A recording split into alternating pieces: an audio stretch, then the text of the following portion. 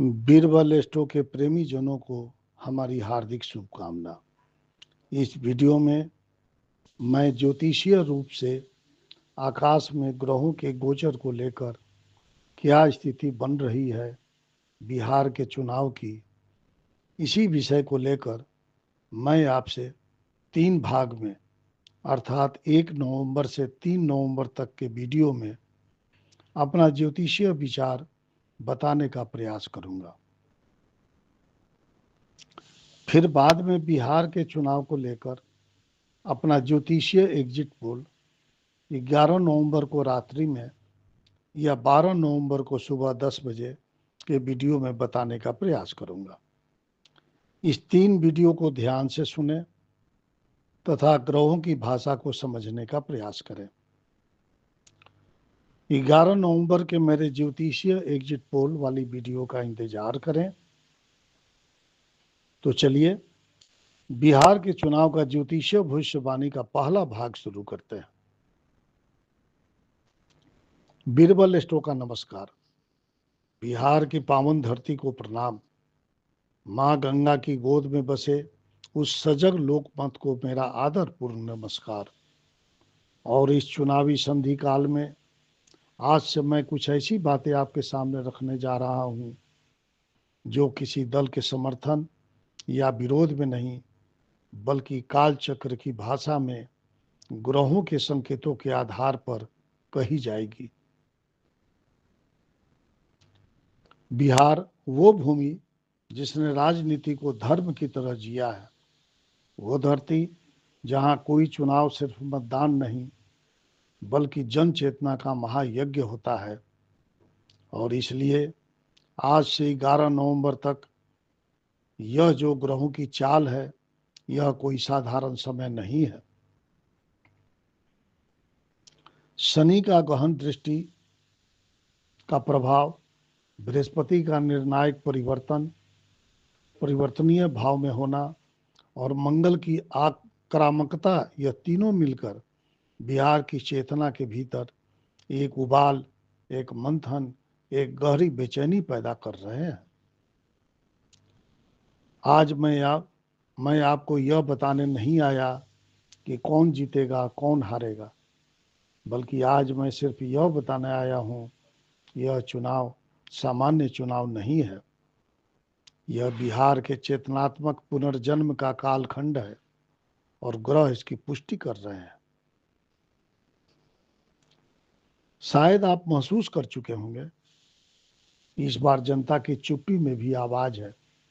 शब्द कम है, लेकिन अंदर भीतर कुछ बहुत बड़ा पक रहा है।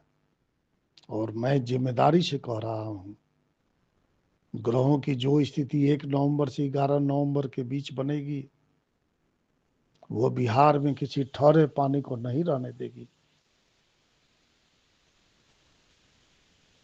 बृहस्पति जो न्याय, नीति, धर्म और दिशा का स्वामी है, अभी ऐसी स्थिति में प्रवेश कर चुका है जहां वह पुराने समीकरणों को सम्मान देकर नए समीकरणों को जन्म देने की भूमिका में है। मतलब पुरानापन पूरी तरह खत्म नहीं होगा, पर उसके भीतर बड़ा संशोधन होगा। जो स्थिर है वह भी हिलेगा, जो चुप है वह भी बोलेगा। शनि कर्म फल का निर्णायक ग्रह है। जन भावना के 4th भाव को पकड़ते हुए यह संकेत दे चुका है कि इस बार जनता चुप रहेगी पर क्षमा नहीं करेगी। मतलब जितना कम बोलेगा बिहार, उतना तेज फैसला करेगा बिहार। और मंगल इस पूरे चुनाव काल में अनपेक्षित ऊर्जा के विस्फोट की स्थिति लेकर आया है। यह वह मंगल है जो यूनिफाइड कर सकता है या भंग भी कर सकता है। यानी यह चुनाव एक ऐसे पलंग पर नहीं लेटा होगा जहां सत्ता सुरक्षित महसूस करे। यह चुनाव बेचैन जमीन का चुनाव है। मैं 2 स्पष्ट ज्योतिषीय स्थितियों को आपके सामने अभी रख रहा हूं, ताकि आप समझें क्यों 11 नवंबर का बीरबल एस्ट्रो का एग्जिट पोल सामान्य भविष्यवाणी नहीं होगा, बल्कि एक ऐतिहासिक काल संकेत होगा। पहला संकेत, जनता नियंत्रण मोड में है। इस बार जनता किसी वादे, नारों या भावनाओं के प्रवाह में नहीं, बल्कि गहन मूल्यांकन मोड में है। और जो सबसे तेज बोला वह सुना नहीं जाएगा। जो भीतर के दर्द को शांत कर सकेगा वह निर्णायक बनेगा। दूसरा संकेत, यह चुनाव जीत का नहीं, सहनशीलता की सीमा का चुनाव है। जिसने जनता की वर्षों से दबी पीड़ा को समझा, वही ग्रहों के समर्थन में आएगा।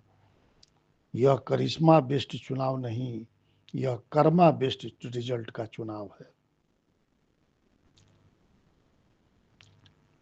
अब जरा एक क्षण रुककर अपने भीतर को सुनिए। क्या आपको भी लगता है इस बार बात सिर्फ मुख्यमंत्री कौन बनेगा कि नहीं है? इस बार बात सिर्फ मुख्यमंत्री कौन बनेगा इसकी नहीं है। इस बार फैसला राजनीतिक रिन्यूअल बनाम रिएक्शन का है। पूरी मानसिक दिशा बदलने का सवाल है। अगर आप भी यह बदलाव भीतर महसूस कर रहे हैं तो याद रखिए, आप अकेले नहीं हैं। ग्रह भी यही कह रहे हैं।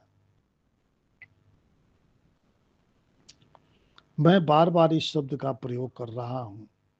ग्रह संकेत दे रहे हैं, और यह शब्द मैंने यूं ही नहीं कहा है।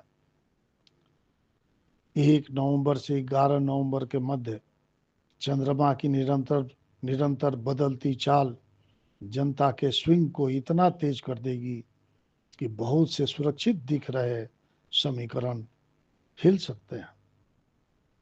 और हाँ, मैं मात्र रोमांच के लिए नहीं, चेतावनी के लिए यह कह रहा हूं।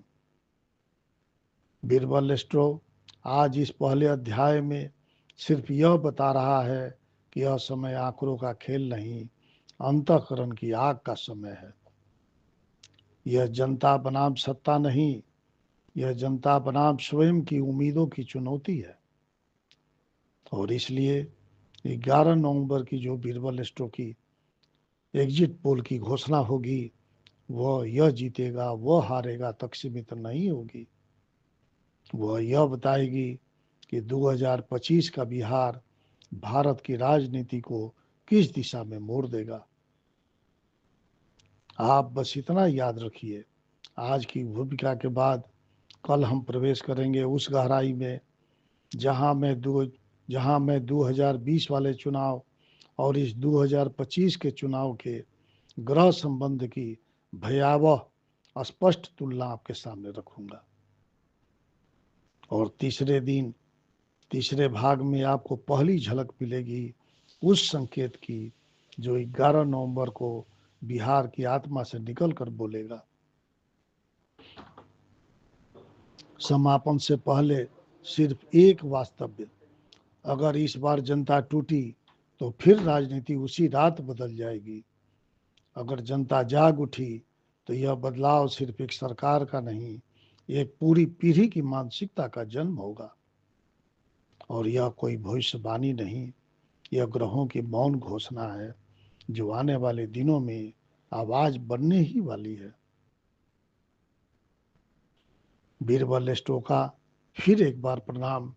कल दूसरे अध्याय में इतिहास और वर्तमान के ग्रह चक्र को जोड़ते हुए हम और गहराई में उतरेंगे।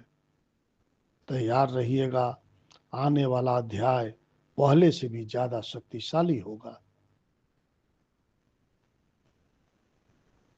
बीरबल एस्ट्रो बिहार की पुण्य भूमि को पुनः प्रणाम करते हुए यह कह रहा है, आज हम प्रवेश कर रहे हैं उस अध्याय में जहां ग्रह हमसे यह प्रश्न पूछ रहे हैं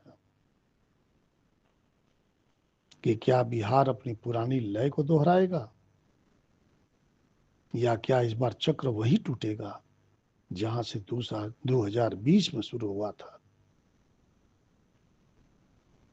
इस सब के बारे में मैं कल के एपिसोड में चर्चा करूंगा। तब तक कल का इंतजार कीजिए। नमस्कार। आगे शिव शक्ति की जैसी इच्छा। जय शिव शक्ति।